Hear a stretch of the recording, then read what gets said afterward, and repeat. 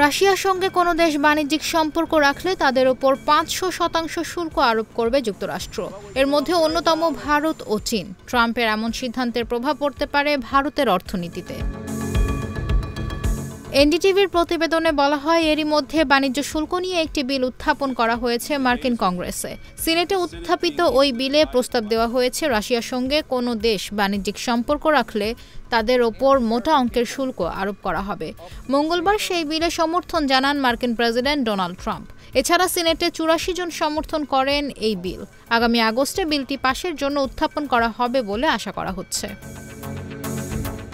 ওই বিলে বলা হয়েছে, যুক্তরাষ্ট্রের নিষেধাজ্ঞা উপেক্ষা করে যদি কোনো দেশ রাশিয়ার সঙ্গে বাণিজ্যিক সম্পর্ক অব্যাহত রাখে, তাহলে সংশ্লিষ্ট দেশ থেকে আমদানি করা পণ্যে ৫০০% শুল্ক আরোপ করা হবে।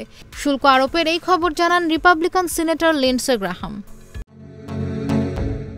এবিসি নিউজের সঙ্গে এক সাক্ষাৎকারে লিন্ডসে বলেন, আপনি যদি রাশিয়া থেকে পণ্য কেনার পাশাপাশি ইউক্রেনকে সাহায্য না করেন, তাহলে যুক্তরাষ্ট্রে আসা আপনার পণ্যের ওপর ৫০০% শুল্ক আরোপ করা হবে।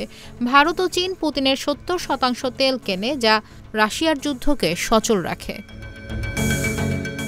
পরিসংখ্যান বলছে, ভারত রাশিয়া দ্বিপাক্ষিক বাণিজ্য ২০২৪-২৫ অর্থ বছরের সর্বকালের সর্বোচ্চ $৬৮.৭ বিলিয়ন পৌঁছেছে, যা করোনা মহামারী পূর্বে $১০.১ বিলিয়ন পরিসংখ্যান থেকে অনেক বেশি।